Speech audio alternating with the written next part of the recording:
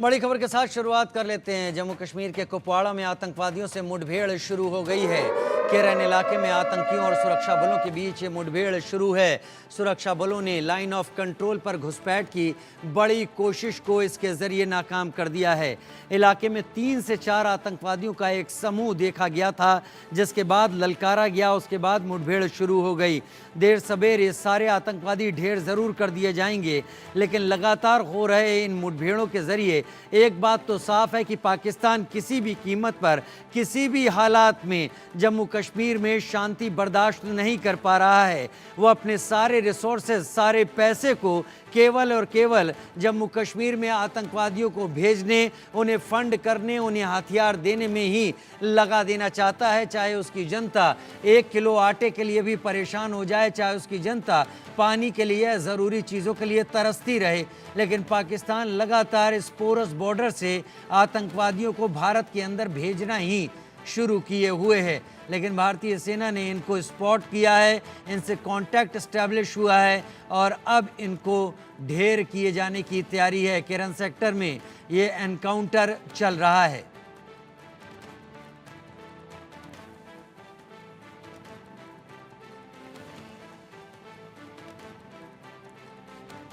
आप देख रहे हैं बड़ी खबर इस वक्त की। केरन सेक्टर में भारतीय सेना ने आतंकवादियों के साथ मुठभेड़ भारतीय सेना की शुरू हो गई है।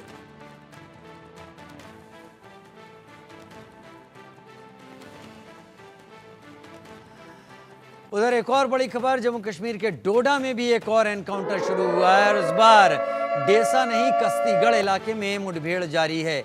सेना और आतंकवादियों के बीच गोलीबारी चल रही है। डेसा के बाद कस्तीगढ़ में एनकाउंटर शुरू है। डेसा में 2 दिन से ऑपरेशन जारी है। कस्तीगढ़ में आज ऑपरेशन शुरू हुआ। इससे पहले अभी इसी वक्त केरन सेक्टर में ऑपरेशन शुरू हुआ है। यानी ऐसा नहीं है कि आतंकवादी आंख में धूल झोंक कर निकल रहे हों। सेना की नज़र पूरी तरीके से एलओसी पर बनी हुई है। किसी भी हरकत पर इन आतंकवादियों को टारगेट किया जा रहा है। जनरल एरिया में सर्च ऑपरेशन हमारा चल रहा था। सारे सिक्योरिटी फोर्सेस जितनी भी हैं यहाँ पे डोडा में, तो सभी सिक्योरिटी फोर्सेस का मिला के एक कोऑर्डिनेशन के साथ ऑपरेशन यहाँ पे चल रहा है। आप सब लोगों ने देखा होगा, कल भी जो हाइडिंग टेररिस्ट है उनके साथ हमारा कांटेक्ट हुआ था और आज भी उनके साथ हमारा कांटेक्ट हुआ है। सर्च ऑपरेशन प्रोग्रेस में होने की वजह से अभी मैं आपके साथ सारी डिटेल शेयर नहीं कर सकता हूँ। ऑपरेशन हमारा प्रोग्रेस में है और जल्दी कामयाबी मिलेगी। ऑपरेशन ऑल आउट हो या जम्मू कश्मीर को पूरी तरीके से टेररिज्म फ्री करना हो, उसके लिए भारतीय फोर्सेस लगी हुई हैं और सबसे बेहतर बात यह कि वो अपना काम बखूबी जानती हैं। ये बात करना कि सेना की नज़र बचाकर इस तरह से आतंकवादी अंदर आ जाते हैं, ऐसा नहीं है। सेना लगातार नज़र रख रही है और हर हो रहा एनकाउंटर इस बात की तस्दीक करता है कि सेना इनको कॉन्टैक्ट एस्टेब्लिश करके इनको घेर रही है और इनके साथ क्रॉस फायरिंग लगातार जारी है। Wing commander retired Praful Bakshi मेरे साथ डिफेंस एक्सपर्ट के तौर पर जुड़े हुए हैं। यूके देवनाथ सर मेरे साथ जुड़ गए हैं डिफेंस एक्सपर्ट के तौर पर और कर्नल जे सोडी भी मेरे साथ विदेश मामलों के जानकार के तौर पर इस वक्त जुड़ गए हैं। सबसे पहले विंग कमांडर प्रफुल्ल बख्शी, 3 जगह एनकाउंटर चल रहे हैं। डोडा के डेसा में एनकाउंटर 48 घंटे से चल रहा है, जहां पर हमारे 4 जवानों को शहादत नसीब हुई और उसके बाद भी आप काफ़ी तल्ख थे जब आपसे बात हुई थी। लेकिन अब किश्तीगढ़ में भी एनकाउंटर शुरू हुआ है, वहां पर भी स्पॉट किए गए हैं संदिग्ध और उनसे भी कांटेक्ट एस्टैब्लिश कर लिया गया है। और केरन सेक्टर में भी एक एनकाउंटर शुरू हो गया है, जहां पर 4 सस्पेक्टेड को इस वक्त घेरा गया है। ये लगातार हो रहे हैं एनकाउंटर, किस तरीके से हम इनको समझें? क्या फोर्सेस ने पैनी नजर रखी हुई है? ऐसा कोई भी आंख में धूल झोंक कर नहीं निकल सकता। जो भी एलओसी फेंसिंग पार करके आने की कोशिश कर रहा है वो सीधे सीधे आर्मी के सामने आ रहा है और फिर उसके साथ क्रॉस फायरिंग शुरू हो रही है।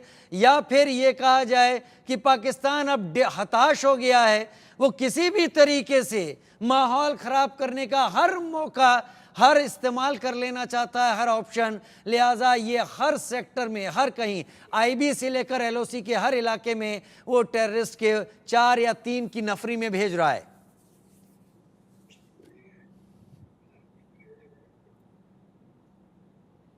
Wing commander Bakshi.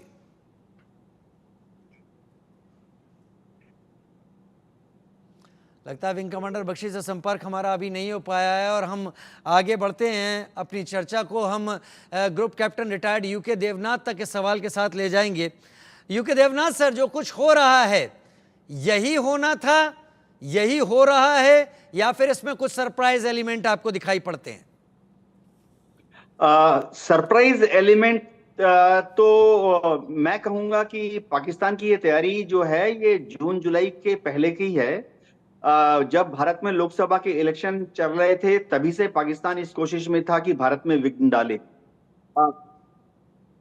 अब दिक्कत मैं बताता हूं क्या है। दिक्कत ये है कि वहां पर जो पाकिस्तान के एलिमेंट्स हैं उन्होंने अपने टैक्टिक्स में थोड़े छोटे छोटे सुधार तो किए हैं। एक चीज तो उन्होंने की है कि वो अब शहरों के आसपास से दूर चले गए हैं, बड़े बड़े गांवों से भी दूर चले गए हैं। अब जो टेररिस्ट भारत में घुसते हैं वो सिर्फ जंगलों में रहते हैं। यानी कांटेक्ट नाम का एक शब्द होता है कि पहले पहले वो शहरों में जब आते थे तो कांटेक्ट होता था उनका सिक्योरिटी फोर्सेस के साथ, या बड़े बड़े गांव जो हैं वहां पर भी कांटेक्ट होता था। अब ये क्या करते हैं, छुपे रहते हैं जंगलों में, नीचे की तरफ आते हैं, घात लगा के हमला करते हैं एक चुने हुए जगह पर जहां पर हमारी फौज के कॉन्वॉय जा रहे हैं, इक्का दुक्का गाड़ियां जा रही हैं, जहां पे सड़कें थोड़ी सी टूटी हुई हैं, या जहां पे सड़कों में मोड़ है, क्योंकि इन्हें मालूम है सड़क इस जगह पर टूटी हुई है तो गाड़ी की स्पीड 40 से कम होके 10 हो जाएगी।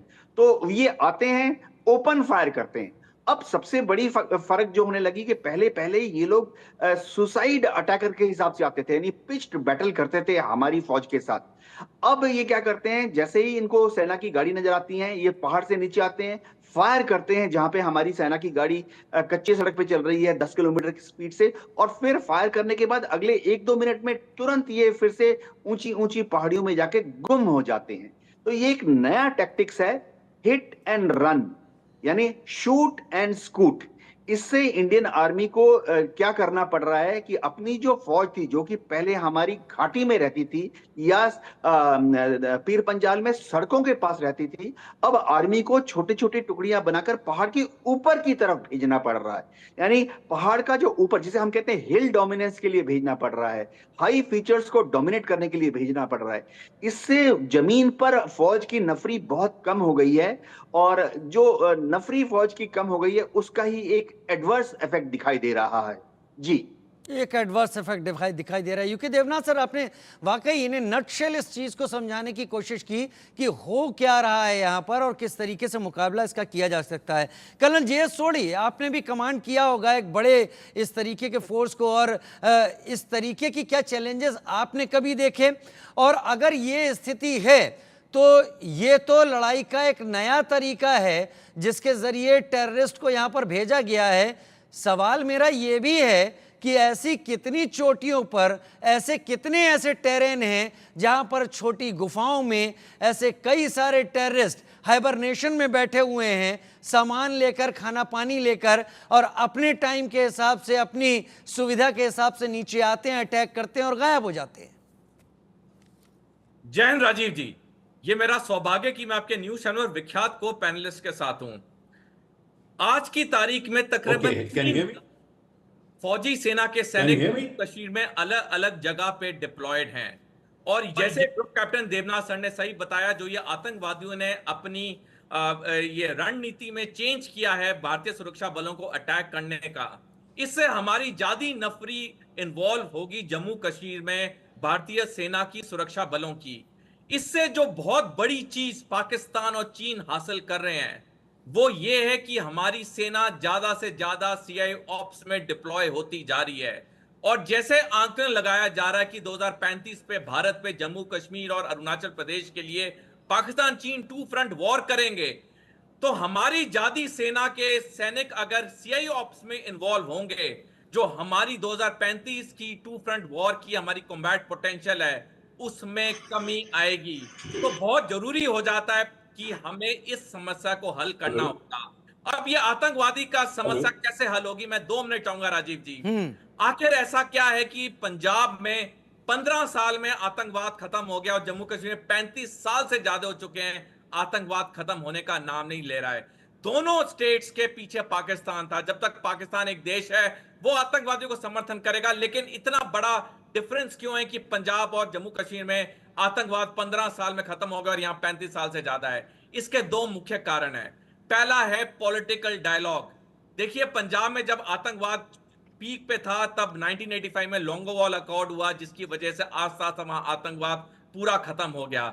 5 साल हो चुके हैं धारा 370 हटाए हुए, और पिछले 5 साल में एक ही बारी जम्मू कश्मीर की सारी पॉलिटिकल पार्टीज मिली हैं 24 जून 2021 को, जबकि जून 2020 में गलवान वैली क्लैश हुआ चीन के साथ। हम 2020 से आज तक 21 बारी हमने चीन से कोर कमांडर लेवल टॉक्स किए हैं। हम चीन के साथ 21 बारी बार बात कर सकते हैं, लेकिन हमारी पॉलिटिकल पार्टीज 5 साल में एक ही बारी मिली हैं। बहुत जरूरी हो जाता है पॉलिटिकल डायलॉग इनिशिएट करना आपस की पॉलिटिकल पार्टीज में, अन्यथा यहां पे शांति नहीं आ सकती है।